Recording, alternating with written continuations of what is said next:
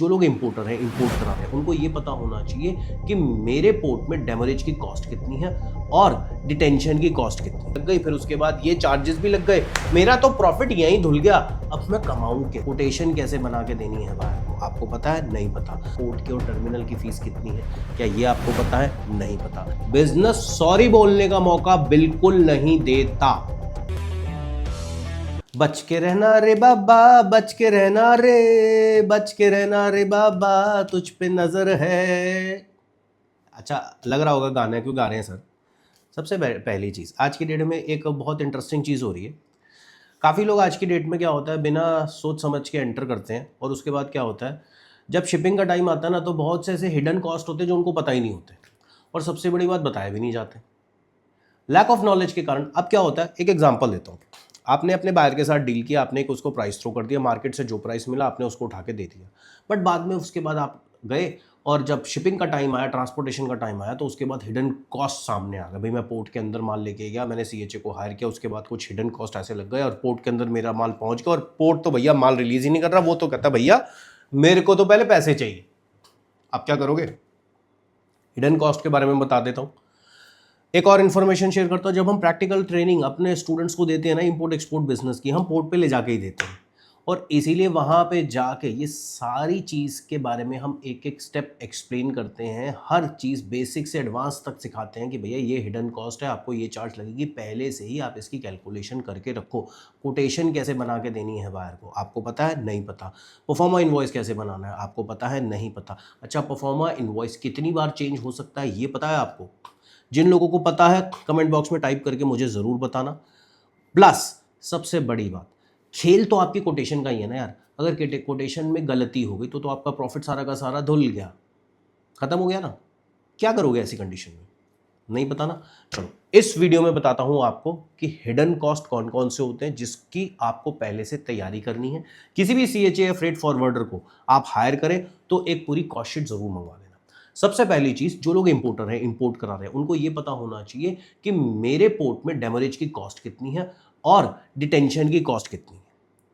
ये दो कॉस्ट आपको जरूर पता होनी चाहिए कि इन केस कल को मैं पोर्ट में क्लियर कराने से थोड़ा सा चूक गया, 2-5 दिन एक्स्ट्रा हो गए, तो मुझे कितने पैसे एक्स्ट्रा देने पड़ेंगे, ये किसी को नहीं पता होता। अचानक से एक स्लिप आ जाती है, कोई कहता है 3,000 रुपये पर डे है, कोई कहता है 4,000 रुपये पर डे है, कोई कहता है 30 रुपये स्क्वायर फीट पर डे है, कोई कहता है 175 रुपये स्क्वायर फीट पर डे है, कोई कहता है 300 रुपये स्क्वायर फीट पर डे है। अब क्या करोगे मेरे भाई? फंस गए? दे दू शीट। फिर इसके बाद डेमोरेज हो गया, डिटेंशन हो गया। अब आपको इसके लिए जैसे मैंने बताया पूरा प्लान करना है, सब चीज़ पता होनी चाहिए। इसी के साथ साथ आपको ये भी पता होना चाहिए पोर्ट की और टर्मिनल की फीस कितनी है, क्या ये आपको पता है? नहीं पता। आपको पूरी रिसर्च करनी है, क्योंकि पोर्ट फीस जो जाती है वो एडवांस में जाती है और आपको पूरी कॉस्टिंग निकालनी है। तो सबसे पहले पूरी रिसर्च आपकी पूरी होनी चाहिए, और इसके साथ साथ डॉक्यूमेंटेशन कॉस्ट कई बार अलग से चार्ज की जाती है। डॉक्यूमेंटेशन कॉस्ट में बिल ऑफ लीडिंग का कॉस्ट आ गया, कस्टम डिक्लेरेशन का कॉस्ट आ गया, सर्टिफिकेट का कॉस्ट आ गया, प्रोसेसिंग फीस आ गई। कोई भी डॉक्यूमेंटेशन में एरर आई तो उसकी पेनल्टी आ गई। क्या इसके बारे में आपको पता है? आपको पोर्ट के चार्जेस नहीं पता, आपको शिपिंग के चार्जेस नहीं पता, बीएल के चार्जेस नहीं पता। अब सपोज करो आपने हायर किया और कोई किसी भी कारण से माल फंस गया, अब क्या होगा? आपकी तो डिपेंडेंसी रहेगी ना एजेंट पे। अब एजेंट जो आपको लिख के देगा, एजेंट कहता है 10,000 दो तो आप 10,000 दोगे, एजेंट कहता है 50,000 दो तो क्योंकि आप 50,000 दोगे, एजेंट कहता है 60,000 दो तो क्या आप 60,000 दोगे? दोगे? कमाओगे कैसे अगर दे दिए तो मेरे भाई?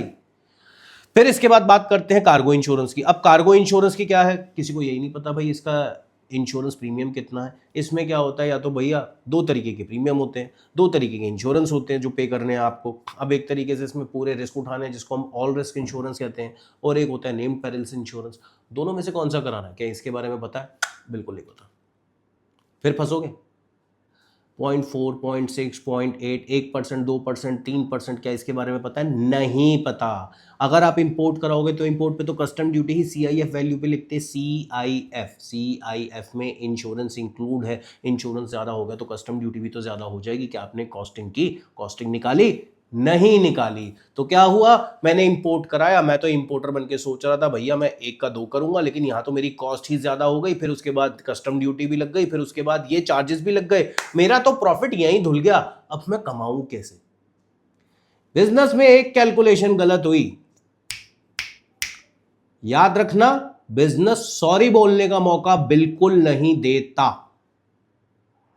बिजनेस में गलती का मतलब सिर्फ लॉस है।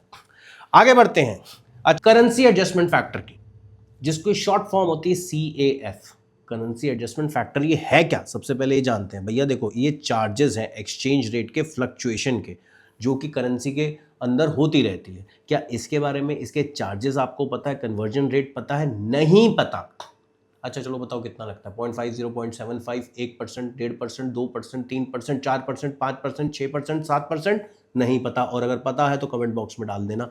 फिर उसके बाद अब बताओ, क्या इस रिस्क को कंट्रोल कैसे करना है, इसके बारे में पता है? नहीं पता। नोट करते चले जाओ, रिस्क बताता रहता हूँ, चार्जेस क्या क्या लगेंगे वो भी बताता रहता हूँ। तो ये चीज़ आपको करना पड़ेगा।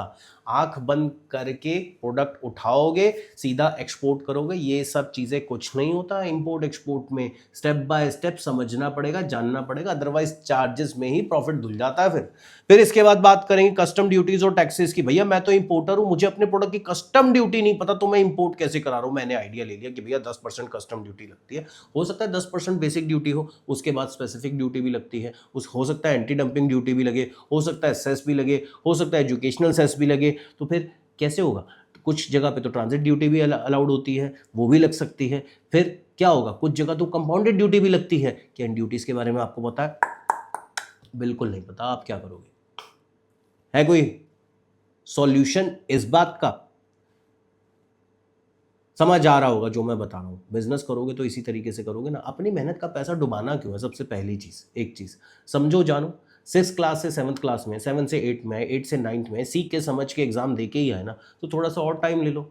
आपको ऐसा क्यों लगता है कि भाई मैं तो आज ही सब कुछ सीख के करना चाहता हूँ? तो क्या हो गया, 2 दिन, 5 दिन, 10 दिन, 15 दिन, 20 दिन, महीना, 2 महीना, 6 महीना, 8 महीना, साल भर लग गया, तो भी क्या फर्क पड़ना है भाई? एक बात बताओ, दुनिया कौन सा खत्म होने जा रही है 1 साल में? या ऐसा होगा कि अगर मैं सोचूं कि 1 साल में कोई बायर ही नहीं मिलेगा, इज दैट पॉसिबल? ऐसा तो नहीं हो सकता ना भैया। जब से दुनिया चल रही है तब से बायर भी है, सेलर भी है, खरीदार भी है, बेचने वाला भी है। फिर क्या चैलेंज है? फिर इसके बाद आगे बात करते हैं सप्लाई चेन में मैनेजमेंट में लोगों से गलती हो जाती है। क्यों?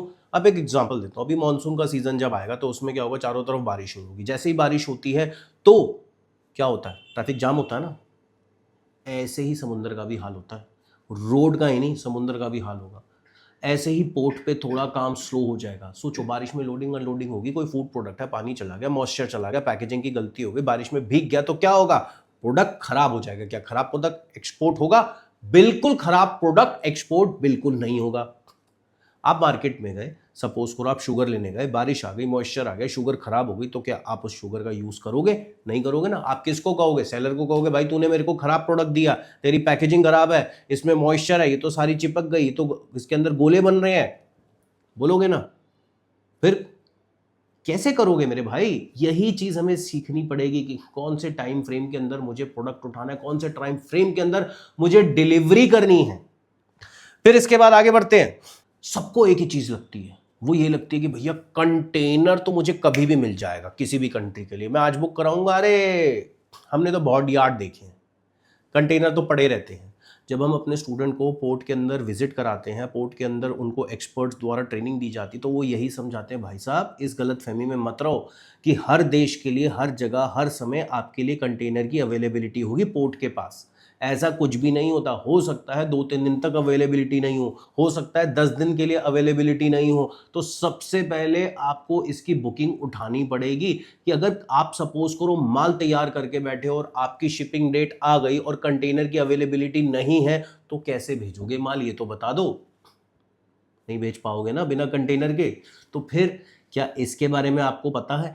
इसीलिए, सिर्फ इसी कारण से हम अपने स्टूडेंट को पोर्ट के अंदर लेके जाते हैं और वहाँ पे जितने भी सीनियर एक्सपर्ट्स हैं जो 40-40 साल से पोर्ट के अंदर काम कर रहे हैं, जितने CHA हैं, फ्रेट फॉरवर्डर हैं, वो एक एक स्टेप हमारे स्टूडेंट को सिखाते हैं, बिजनेसमैन को सिखाते हैं कि भाई देखो आप लोगों को ये चीज़ें पहले से ही कनेक्ट करके चलनी पड़ेगी।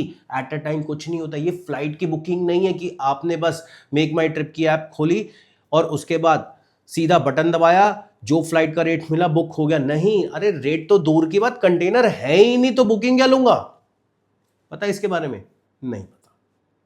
चैलेंज आएगा। फिर इसके बाद आगे बात करते हैं। अच्छा चलो, कंटेनर की अवेलेबिलिटी नहीं है या किसी के पास हो गई। अब एक एग्जांपल लो डिमांड और सप्लाई का। कंटेनर मार्केट में शॉर्टेज हो रहे हैं, तो जिसके पास कंटेनर की बुकिंग है या कंटेनर पड़े हुए हैं किसी पोर्ट के पास अवेलेबल है, मान के चलते हैं, वो आपको किस रेट पे देगा? क्या पुराने वाले रेट पे देगा मेरे भाई? नहीं। किस रेट पे देगा? महंगा करके देगा ना। अब महंगा करके देगा तो आपकी तो कॉस्टिंग ही गई काम से, आपका तो प्रॉफिट ही लग गया सारा का सारा। क्या करोगे? ऑप्शन है, समझिए। और ये देखिए, मैं आपको डरा नहीं रहा, मैं आपको समझा रहा हूँ। आप किसी भी ट्रेड में उतरेंगे तो उसको A से Z तक आपको पहले समझना पड़ेगा। ऐसे काम नहीं होता। देखो, आपके लॉस से हमें कोई फ़ायदा नहीं होने वाला। हाँ, आपके प्रॉफिट से हम खुश होते हैं, हमें भी मोटिवेशन मिलता है, हम भी चाहते हैं कि आप कमाएं, खुद भी तरक्की करिए और देश की तरक्की में भी आप भागीदार बनिए। लेकिन हर चीज़ को सीखिए, समझिए। हम आपको किसी ड्रीम लैंड में लेके नहीं जाना चाहते। हम ये नहीं कहते कि हाँ भैया आप लगाओगे और करोड़पति बनोगे। यार देखो, जो मेहनत करनी पड़ेगी यही तो मेहनत होती है। हम जो हर वीडियो में बोलते हैं कि भाई मेहनत करनी पड़ेगी, मेहनत करनी पड़ेगी, वो यही मेहनत है। और इसका फायदा आपका हमारे पास आने का क्या होता है कि भाई देखो, हम आपको क्या करते हैं, हम आपको लोगों से कनेक्ट करवाते हैं, आपका एक नेटवर्क बनवा देते हैं, जिसमें उस नेटवर्क में भी आपके साथ कोई गलत काम नहीं करेगा, क्योंकि वो लोग बहुत पुराने हैं, कोई बिगनर नहीं है उनमें से। 40-40 साल हो गए, 20-20 साल हो गए काम कर रहे हैं, तो वो लोग आपको गाइडेंस गलत देंगे ही नहीं। सबसे पहली चीज, उनके साथ आप काम करिए नहीं करिए, हम में से किसी को फर्क नहीं पड़ता, लेकिन गलत गाइडेंस हमारी तरफ से किसी भी जगह पे या किसी भी स्टूडेंट या बिजनेसमैन को कभी नहीं जाएगी। सिंपल है। इसके बाद बात करते हैं, आज की डेट में कस्टम क्लियरेंस में चैलेंजेस हो जाते हैं, कई बार कुछ कॉम्प्लेक्स रेगुलेशन हो जाते हैं, फ्रीक्वेंट चेंजेस आ जाते हैं। क्या इस फ्रीक्वेंट चेंजेस के बारे में आपको पता है? आपके CHA ने बताया? नहीं बताया। हो सकता है कई बार CHA को नहीं पता, आप काम कर रहे हैं, आपने ऑर्डर ले लिया, अब हो सकता है गवर्नमेंट ने कोई रूल्स और रेगुलेशन कोई चेंज कर दिया हो। पता है? नहीं पता। तो ये पता होना भी ज़रूरी है। फिर इसके बाद बात करते हैं ट्रांसशिपमेंट रिस्क। अब ट्रांसशिपमेंट रिस्क तो मैं भैया सबको मना करता हूँ, डोंट गो फॉर ट्रांसशिपमेंट, मत जाओ। वो ऑलरेडी बहुत ज़्यादा रिस्की काम है। एक बिगिनर को इनिशियल स्टेज पे ट्रांसशिपमेंट में नहीं जाना चाहिए, तो ये रिस्क तो आप बिल्कुल मत लीजिए। फिर इसके बाद बात करते हैं, कई बार पोर्ट में कंजेशन हो जाता है भाई। अब पोर्ट में कंजेशन क्या होता है, एक बार की बात बताता हूँ। अगेन ये चीज़ हमारे साथ भी हुई थी। हम क्या करते हैं, जब हमारा बैच होता है ऑफलाइन, तो स्टूडेंट को जब पोर्ट विजिट कराते हैं, बस में लेके जा रहे थे। अब पोर्ट पे कंजेशन इतना हो गया, हमारी बस जो जाती है ना पोर्ट के अंदर जाती है, तो उस क्या होता है कि पोर्ट के बाहर लंबी कतार लगी हुई थी ट्रकों की। अब हमारे बस वाले ने भी उसके पीछे खड़ा कर दिया। अब क्या हुआ, पोर्ट में बहुत ज़्यादा कंजेशन था, मतलब ये कि उनके पास अंदर जगह ही नहीं थी। अंदर जगह नहीं थी तो वो क्या करते हैं, भैया बाहर अपने ट्रक लगा दो, अपनी बसें लगा दो, हम जैसे जैसे हमें जगह मिलेगी हम आपको बताते रहेंगे। अब जो 1 घंटे बाद मिले, 2 घंटे बाद मिले, 6 घंटे बाद मिले, हो सकता है 1 दिन भी लग जाए, 2 दिन भी लग जाए, ये पॉसिबिलिटी भी हो सकती है। अब क्या हुआ, बस ड्राइवर को तो नहीं पता था ये चैलेंज है, बट लकीली हम जब जाते हैं तो मैं अपने स्टूडेंट के साथ ही ज़्यादातर होता हूँ, बस के अंदर ही होता हूँ। तो स्टूडेंट के साथ जब मैं बैठा हुआ था, मैंने ऑब्जर्व किया यार आधा घंटा हो गया, 1 घंटा हो गया। मैंने कहा यार कुछ तो गड़बड़ हुई है।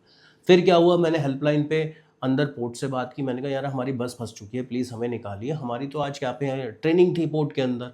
तब उन्होंने क्या किया, पोर्ट ने हमारी हेल्प की, हमारी बस को स्पेशल निकलवाया और प्रायोरिटी बेसिस पे हमारी बस को उसी टाइम पोर्ट के अंदर एंटर करवाया गया। क्यों भाई, देखो हमने माल तो छोड़ना नहीं था, हमने कंटेनर तो छोड़ना नहीं था, हम तो वहाँ अंदर ट्रेनिंग लेने गए थे ना, सीखने समझने गए थे। और स्टूडेंट 24 घंटे तो वहाँ रहेगा नहीं, तो इसीलिए प्रायोरिटी हमें दी गई। लेकिन अगर आपका कंटेनर है तब क्या करोगे? क्या ये आपको पता है? ये चैलेंज आता है, आपको पता है। अब एक बात बताओ, इसमें ड्राइवर अपनी दिहाड़ी नहीं लेगा एक्स्ट्रा? क्या ये चार्जेस आपको पता है? लेट फीस कितनी है? एक बात बताओ, एक ओला उबर भी अगर बुक कराओगे उसके वेटिंग चार्जेस होते हैं, तो क्या आपके ट्रक के या कंटेनर के वेटिंग चार्जेस नहीं होंगे? इसके बारे में पता है? नहीं पता। भाई बेसिक ग्राउंड पे हमने काम किया ही नहीं तो हमें पता कैसे होगा? इसमें गलती आपकी तो है नहीं, आप लोग तो बिगिनर हो, तो इसमें गलती कोई आपकी नहीं है। ये मैं आपको इतनी डेप्थ में इसीलिए समझा रहा हूँ ताकि आप गलत जगह पे पैसा इन्वेस्ट ना करें, गलत कैलकुलेशन ना करें, गलत तरीके से अपने बायर को किसी भी तरीके की प्राइसिंग ना दें। और इंपोर्ट करा रहे हैं तो आपकी कोई कैलकुलेशन गलत ना हो, अदरवाइज सारा का सारा पैसा तो यहीं धुल जाएगा। अब बहुत से ऐसे लोग होते हैं जो कम इन्वेस्टमेंट में काम करते हैं, कम मार्जिन में काम करते हैं, वॉल्यूम का काम है। अब जो लोग कम मार्जिन में काम कर रहे हैं उनका क्या हाल होगा आप खुद सोच लो। इसीलिए ऐसे बिजनेस में जाइए जिसमें मार्जिन्स अच्छे हों, ताकि इन केस कभी मैं फंस भी जाऊं तो मुझे ज्यादा फर्क ना पड़े। 2-5% ऊपर का फर्क पड़ गया ठीक है, लेकिन अगर मेरा मार्जिन ही 2-5% है और वही चार्जेस में लग गया, पता लगे 1 महीने में मेरा क्या कहते हैं कंटेनर आया और उसके बाद 5 से 10% मेरा मार्जिन था, वो तो चार्जेस में ही लग गए। अब क्या होगा? जनता सेवा करनी है, टाइम भी खराब किया, मार्केट भी खराब की, फिर उसके बाद वेयर हाउस का किराया भी दोगे, उसको आगे बेचोगे भी सही, लेकिन क्या करोगे? रेट टू रेट दे रहा हूं। क्यों देना रेट टू रेट? मेहनत नहीं की क्या? रिवॉर्ड आपको नहीं मिलना चाहिए क्या? कुछ स्टेप बता देता हूँ। हमेशा जो आपको सिलेक्शन करना है एक अच्छी शिपिंग कंपनी का ही करना है। एक स्टेप ये ले लीजिए। उसके बाद आज की डेट में जो सप्लाई मैनेजमेंट टूल्स आपके पास होने चाहिए, प्रॉपर नॉलेज होनी चाहिए, जिससे आप अपनी शिपमेंट को ट्रैक कर सकें। आज की डेट में सारी कंपनी जो है आपको एक लिंक दे देंगी जिससे आप अपनी शिपमेंट ट्रैक कर सकते हैं। उसके बाद इनको टर्म्स की आपको पूरी नॉलेज होनी चाहिए। खास तौर से रेगुलरली अगर आप ये काम कर रहे हैं, गवर्नमेंट वेबसाइट की आपको पूरी नॉलेज होनी चाहिए। कोई भी पॉलिसी कभी भी चेंज हो सकती है आज के टाइम में। एक्सपोर्ट के लिए कम होती है, इंपोर्टर के लिए ज्यादा होती है। उसके बाद प्रॉपर प्लान बनाना है, प्रॉपर एक प्लान बना के उस पर वर्क करना पड़ेगा स्टेप बाय स्टेप। भाई पहले ये काम करना है, दूसरा ये काम करना है, तीसरा ये काम करना है, चौथा ये काम करना है, पांचवा ये काम करना है। तो इस तरीके से आपको एक एक्सेल फाइल या डायरी बनानी पड़ेगी ताकि किसी चीज में कोई एरर ना आए, क्योंकि जहां पे भी आप फंसोगे वहां पे क्या होगा? लॉस। तो उम्मीद करता हूं समझे होंगे, मेरी बात को समझ आई होगी। वीडियो अच्छा लगा, समझ आया तो लाइक ज़रूर करना, ज़्यादा से ज़्यादा शेयर ज़रूर करना। जो लोग वीडियो को पहली बार देख रहे हैं तो चैनल को सब्सक्राइब ज़रूर करना। खुश रहो, हेल्दी रहो, खुद भी तरक्की करो और देश की तरक्की में भी भागीदार बनाओ। मिलता हूं अगले वीडियो में, तब तक के लिए जय हिंद। फर्स्ट ऑफ ऑल एक चीज बता दूं, as compare to export import ज्यादा आसान है, बट कंट्री के लिए ये सही नहीं रहता। एक बिजनेसमैन भले ही प्रॉफिट कमाता है इंपोर्ट में, बट कंट्री के लिए सही नहीं रहता। अगर आप तो सबसे पहले जहां पे आप आए हैं वहां से फ्रूट और वेजिटेबल्स एक्सपोर्ट किए जाते हैं। यहाँ पे आपको इसलिए लाया गया है क्योंकि इन केस अगर सपोज करिए आपको कोई किसी भी तरीके के फ्रूट और वेजिटेबल का ऑर्डर मिले तो आपको कहीं जाने की आने की जरूरत नहीं है। कहीं भी सारी की सारी फैसिलिटी यही मिल जाएगी। जिस कंट्री के लिए जो भी फ्रूट और वेजिटेबल की क्वालिटी चाहिए यहाँ पे वो सारी अवेलेबल हो जाएगी और यहाँ पे आपको पैकेजिंग की फैसिलिटी भी मिल जाएगी। अभी आप आगे चलते हैं, यहाँ से ये सामने देखिए, यहाँ पे भी बनाना अनलोड हो रहा है।